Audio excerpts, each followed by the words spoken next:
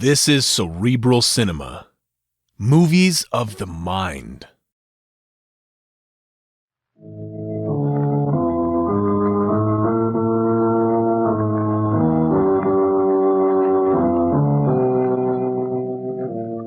knows what evil lurks in the hearts of men?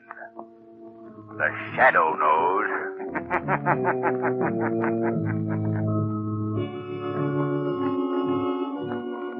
Your local blue coal dealer presents The Shadow. These half-hour dramatizations are designed to forcibly demonstrate to old and young alike that crime does not pay. Before The Shadow's adventure begins, a reminder to all homeowners.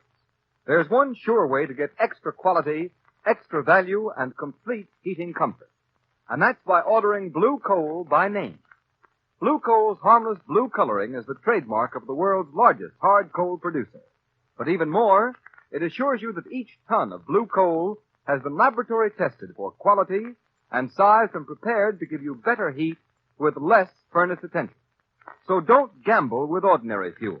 Ensure your family perfect heating comfort and satisfaction by ordering blue coal by name. Call your nearest blue coal dealer tomorrow. At the close of this afternoon's program, we have a most distinguished guest, one of the special assistants to the Attorney General of the United States, the Honorable Francis H. Horan. I'm sure you will all be anxious to hear what he has to say, so be sure to listen.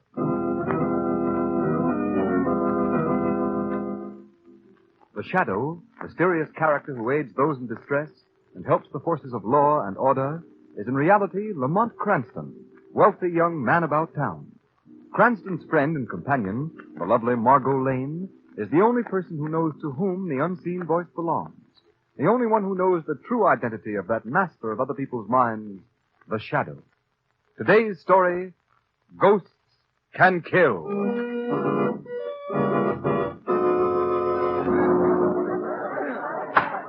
Court will come to order. Proceed, Mr. District Attorney. Your Honor, and gentlemen of the jury, you have heard the evidence against this man, Ralph Gorman. 3 eyewitnesses of unimpeachable character saw him commit the murder. He was caught at the scene of the murder with a gun in his hand.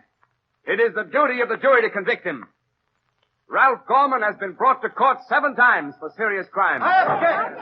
Although I admit my client has been brought to court in the past, he has always furnished an unbreakable alibi and has been acquitted. Therefore, I claim that this record is irrelevant. Objection sustained. Very well.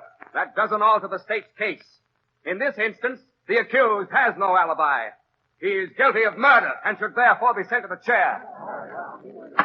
Order in the court. I think the question before the jury is a clean-cut issue.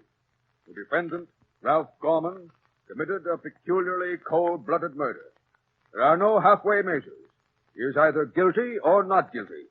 I therefore instruct the jury to return a verdict of acquittal or first-degree murder. The jury will retire to consider the verdict.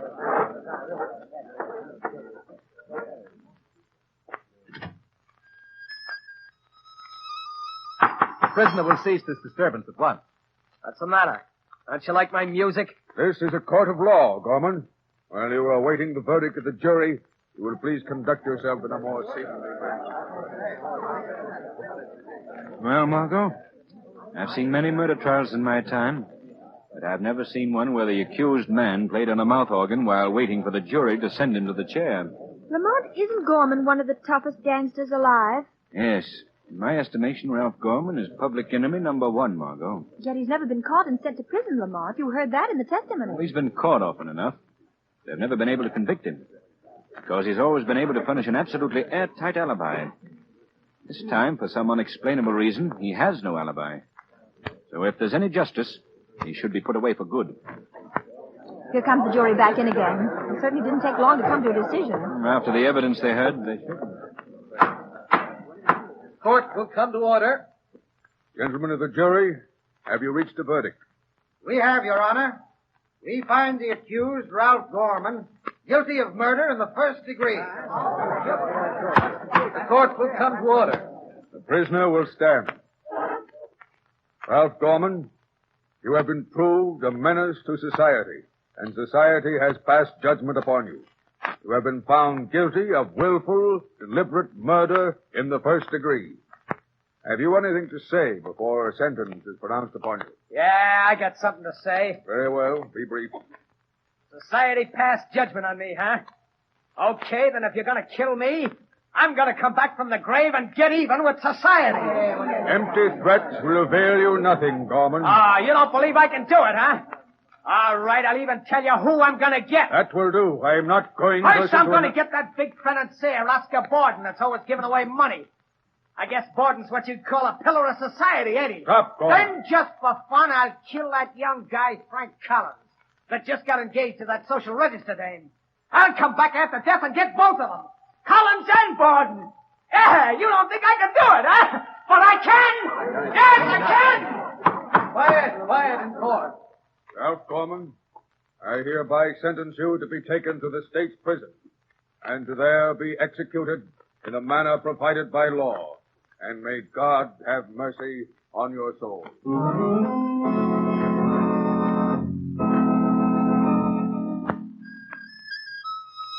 Hey, cut it, will you, Gorman?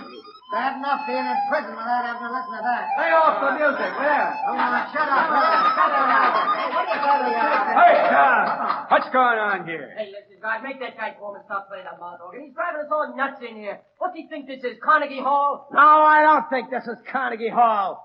It's the death house. And you guys are in it just like me. Stop it! Stop it, you guys! Or you'll all get solitary.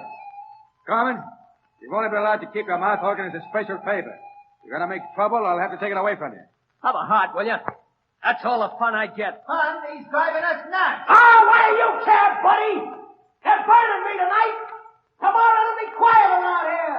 Quiet as the grave. Listen, Gorman, you'd better keep quiet. The warden will be here in a minute. The warden. What do I care for the warden? He can't do any more than give me the hot seat, and he's doing that anyhow. Here comes the warden now. What's all the disturbance in here, guard? It's Gorman, warden. Hey, did you hear from the governor, warden? Yes. I'm afraid I've got bad news for you, Gorman. Governor Roberts has refused to do anything about your case. They're gonna burn me tonight, huh? I'm afraid so.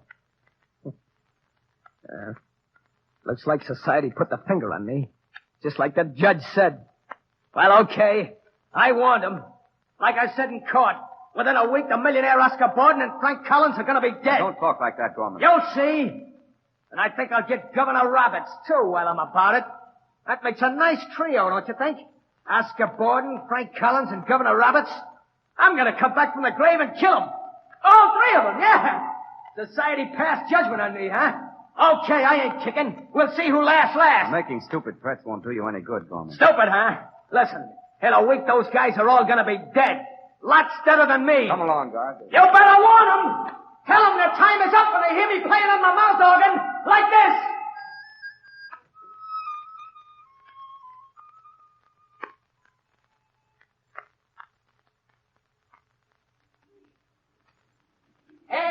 Extra, hey, read all about it. Ralph Gorman electrocuted.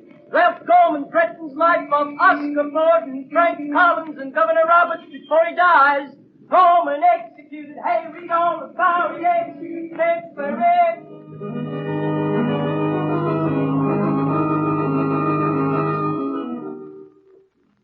Is there anything else you want me to do tonight, Mr. Borden? Before you go, draw the curtains and turn off the overhead lights, Taylor. Yes. I'm going to stay here in my study for a while. It's quiet. There's some things I want to look over. Yes, Mr. Borden. You won't be disturbed, sir. I think everyone else has gone to bed. There's a newspaper here. I haven't had a chance to look at one all day. Right on your desk, sir. Oh, yes. Well, good night, Taylor. Good night, Mr. Borden. Well, I'll glance at the headlines before getting down to work. Let's see. Rebels pushing the province. Merging relief agencies. Gangster executed amid great intrigue. Dramatic scene in the death house last night. Ralph Gorman threatens to come back after death and murder. The philanthropist, Oscar Borden, Frank Collins, millionaire sportsman, and Governor Roberts. Now, let's see. On the way to the chair, Gorman warned his intended victims that they would know of his presence by hearing him play a mouth organ. These were his last words, after which he was electrocuted. From this picture here, I'd say he was of rather low mentality. The mouth organ, well, that's a bizarre note. Oh, I wonder. Hold it on. I can hear a mouth organ now. No, it must be my imagination. That's odd. I could swear I hear it again. Seems to come from the other room. Who opened that door? Why, you're Ralph Gorman. You see me, Mr. Borden? This is impossible. I've come back from the dead to keep my promise to society. You're mad. Ghosts ain't never mad, Mr. Borden. Ghosts? Preposterous. We'll see about Don't this. touch that bell, because it ain't going to do you no good. Well, that's one of them. 2 more to go.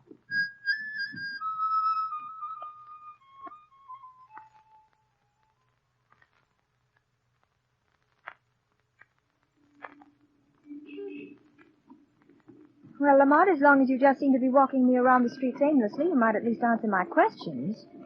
What do you think of those threats? Threats? What threats, Margot? The threats made by Ralph Gorman last night before he was executed. Oh, I wouldn't give them a second thought.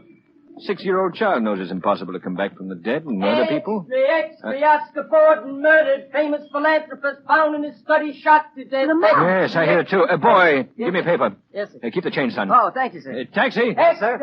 Where are you going, Lamont? I think this will bear a little investigating. I'll see you later, Margot. I'm going to drop in on the scene of the crime. Our friend Commissioner Weston should be there.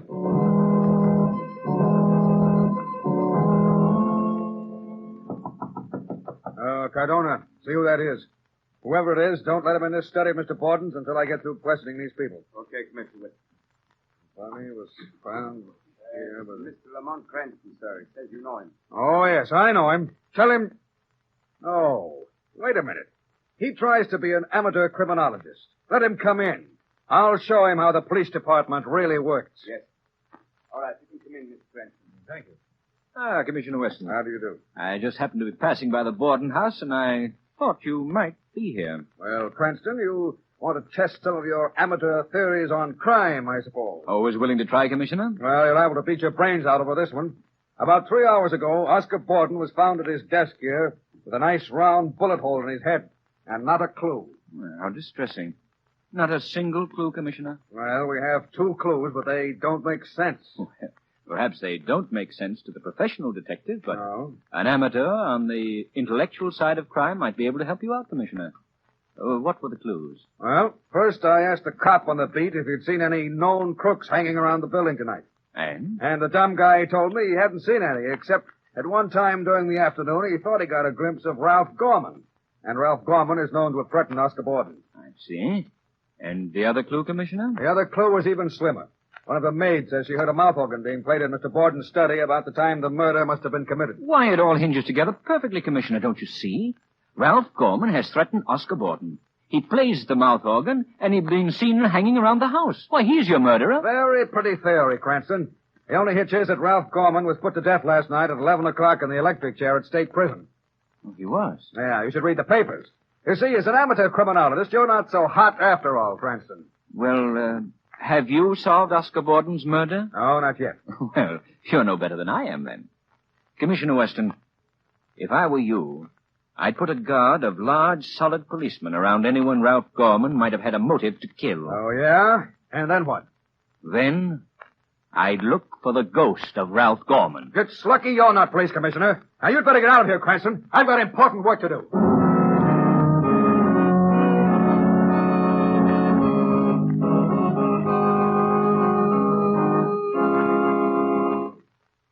We continue with the second act of Ghosts Can Kill in just a moment. Homeowners, would you like to stop those tiresome trips to the cellar and keep furnace attention down to a minimum? Well then, here's what you do. Get in touch with your nearest Blue Coal dealer and ask him about Blue Coal's automatic heat regulator. It's a thermostat which is attached to the wall of your living or dining room that controls your furnace dampers automatically. Just set the thermostat control at the exact temperature you wish, and your Blue Coal heat regulator will maintain that temperature day or night. You know yourselves how costly and dangerous to health overheating the house can be.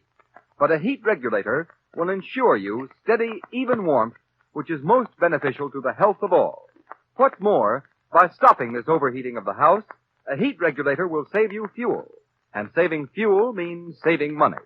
You can own one of these Blue Coal heat regulators for only $18.95 plus a small installation charge. And believe me, it will pay for itself in the time and trouble of constant draft adjustment it saves you. So, Call your nearest Blue Coal dealer tomorrow. His name is listed in the Where to Buy It section of your classified telephone directory under the words Blue Coal.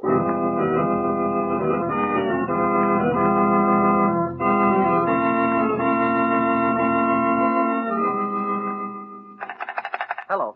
Hello. Oh, I thought we were cut off, darling, but now I tell you, I'm all right. Oh, but Frank, I'm so worried. If only I were in town so I could be with you. But what is there to worry about, darling? Why, those threats that awful man Gorman made against you. Oh, that was just nonsense. I never even knew him, and besides, he's dead. Yes, but Oscar Borden was threatened, too, and he's dead. Oh, now, Ruth, darling, please stop worrying for my sake. Nothing's going to happen to me. I'm in my own apartment, and I have no intention of going out, so nothing can happen. Now, you go to sleep and get your beauty rest. You know, you've got to look your prettiest for our wedding Tuesday. Oh, all right, dearest. At least I'll be with you by tomorrow. I'll be down on the 11 o'clock train in the morning. Oh, that's wonderful, and I'll meet you at the station. Good night, darling. Good night. Poor Ruth. I don't know why women get so nervous about... Oh, I wonder who that could be. Hello? Is this Frank Collins? Yes, who's this? This is the Shadow. Oh, the Shadow. Yes, I've heard of you. What do you want? I want to warn you, Collins. Warn you against a death. Whose death? Yours. And why should you be warning me? Because if you're not very careful, you'll meet the same fate as Oscar Borden, and for the same reason. Oh, nonsense. Furthermore, I would suggest that if you value your life, you will apply without delay for police protection. Look, I don't know who you are, Shadow, or what your game is. But I'm not afraid of you or anybody else.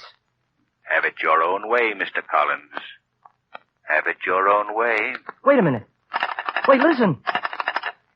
He hung up. I wonder what that was all about.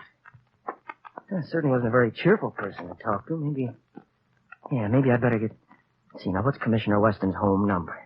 See, I think I've got it in here someplace. Oh, yeah, here it is. Main 999.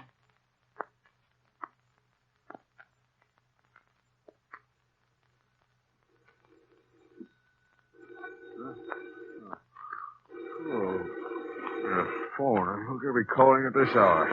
Now, where's that phone? Hello, Commissioner Weston speaking. Commissioner, this is Frank Collins. I just received a threat. Frank? Oh, you did? Yes, I was informed I'm about to meet Oscar Borden's fate. How are you warned? Over the telephone just about 5 minutes ago. By a man who calls himself the Shadow. The Shadow? Is he mixed up in this? How should I know? Wait a minute. What's the matter? I thought for a minute I heard a mouth organ play. Mouth organ? Oh, that's just your nerves, Collins. Is your door locked? No. Go lock it quick. All right, just a minute. Good Lord. I can hear the mouth organ myself over the phone. Collins! You're too late, Collins. Collins! You should have locked that door before you made the call. It's Ralph Gorman's voice. Collins! Who are you? Maybe you heard of me, Collins. I'm Ralph Gorman. Gorman! What? Don't shoot! Don't! Oh! Now only one more to go. Operator, this is Police Commissioner Weston. Get me headquarters. Hurry, operator. Hurry!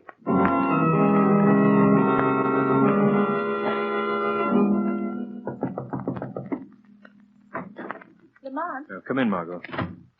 I just heard that Frank Collins was murdered in his home last night, Lamont. Yes, I've been reading the papers. It's dreadful. How could Ralph Gorman have come back from the dead to commit these murders? Margot, yesterday I would have said it was totally impossible. Today, well, frankly, I don't know. At this moment, I can't think of any other hypothesis that would account for the known facts. Then that means... Jiminy, What did you say? I nearly said Jiminy. Why did you say that? Jiminy? I don't know. I was just thinking. Why? Does it mean anything? Ordinarily, no. In this instance, it may mean everything. At least it gives me a clue. Margot, is your car outside? Yes, Lamont. Well, come on. We're going places.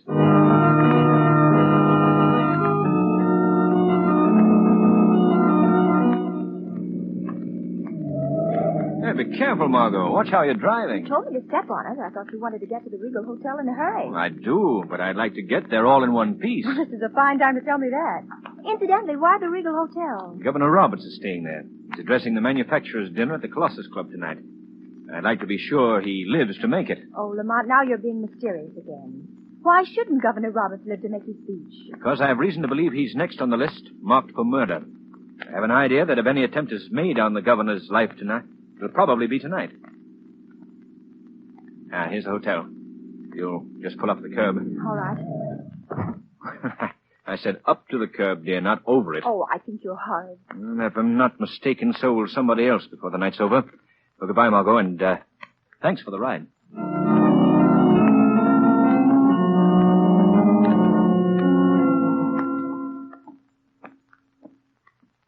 This is the service entrance, Governor.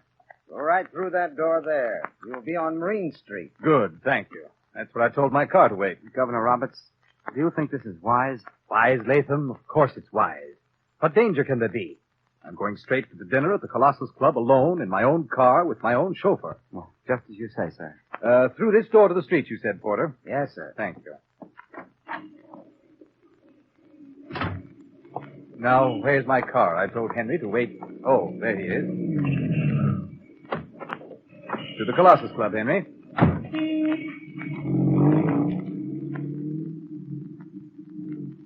Henry, this is the most preposterous thing I ever heard of in my life. What's our police force turning into? A bunch of old women? Ralph Gorman? Of course I couldn't pardon him. The man was guilty.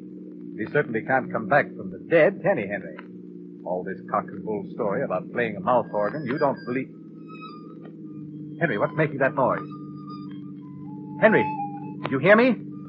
Henry, what's the matter with you? This isn't the way to the Colossus Club. You're heading for the river. Stop the car. Henry, Why, you're not Henry. That's right, I ain't Henry, Governor. Don't you remember me, Ralph Gorman? Ralph Gorman? No, it's not possible. Well, you see me, don't you? And you remember how I used to play the mouth organ in the death house? Like this. Stop the car. Let me out. I'll let you out, all right, in 10 feet of water when we get to the river. No. Let me out. You didn't let me out of the chair, did you, Governor? I burned, remember? Well, you'll drown. Stop the car. Stop it, I say. You'll kill us both. You can't kill a dead man, can you, Governor? The old fool went and croaked by himself. Scared to death. Well, it saves me the trouble. I wouldn't be too sure of that, Gorman. Hey, what's that? Governor Roberts is unharmed. He's only fainted. He has a weak heart. Who's that? Where are you? You didn't know you had the Shadow as a passenger? The Shadow, huh? Well, you can't hurt me. Even a shadow can't harm a ghost. But you're not a ghost, Gorman. Yeah, that's what you think. Don't you know that Ralph Gorman is dead? Certainly. But you're not Ralph Gorman. You're his twin brother, Arthur. That's a lie. No, it isn't, Arthur. I went down to the city records office and checked up on the birth certificate. A very pretty little story. Your mother had twin boys and concealed the fact from everyone. She brought you two up deliberately for a life of crime. Very convenient, wasn't it, Arthur? No matter what crime one of you committed, the other was always seen somewhere else at the same time to furnish a complete alibi. Yeah, I'm Arthur Gorman, Ralph Gorman's twin brother. But if we hadn't got the hour mixed up, they'd never have convicted Ralph that last time. Too bad, wasn't it? After all the trouble your mother had taken for years to conceal the fact you were twins. How did you get onto it?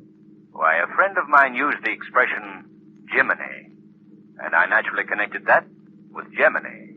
I don't get it. You wouldn't. Gemini is the sign of the zodiac, which means the twins. Well, Arthur, this is a very interesting discussion, but I think now you'd better stop the car. Oh, yeah? What do you think I am, crazy? They're never gonna burn me. That's a matter of opinion. All right, you got me, but I got you, Shadow. Got you where I want you. There's the river right ahead of us. I'm gonna drive over the embankment. I'll drown, but so will you. I'll drive right over the edge. None of this emergency brake works, you won't?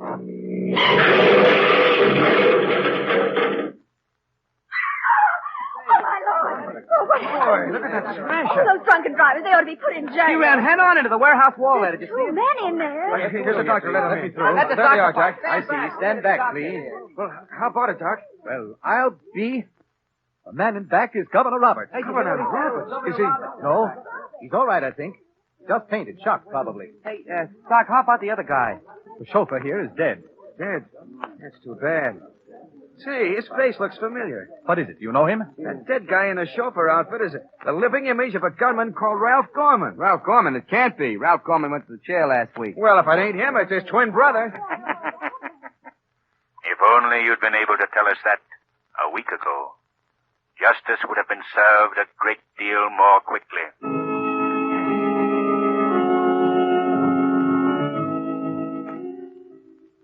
In a moment, we shall introduce our distinguished guest, one of the special assistants to the Attorney General of the United States, the Honorable Francis H. Horan.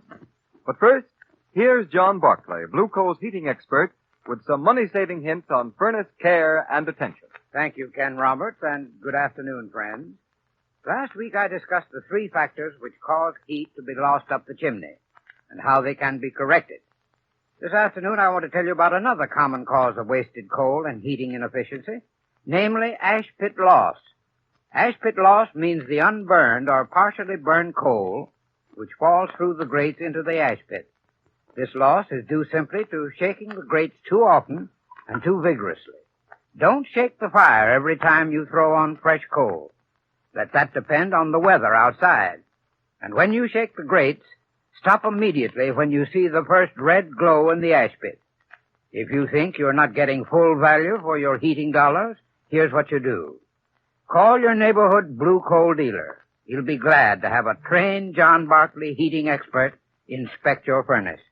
Remember, there's no charge or obligation on your part. So feel free to call on your blue coal dealer. I thank you.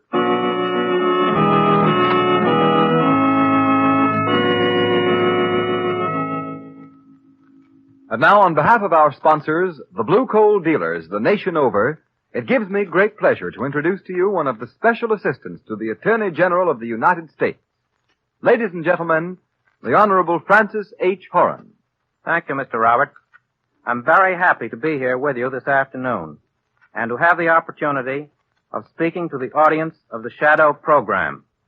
I am sure all law enforcement bodies in the United States agree with me when I say that constructive radio programs are a very great help in the prevention of crime.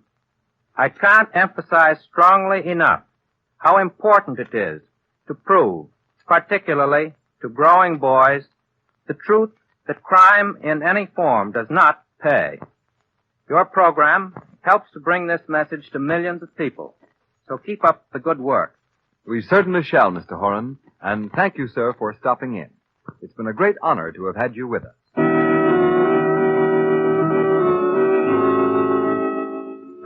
Today's program is based on a story copyrighted by the Shadow magazine. All the characters and all the places named are fictitious. Any similarity to persons living or dead is purely coincidental. The Shadow magazine is now on sale at your local newsstand.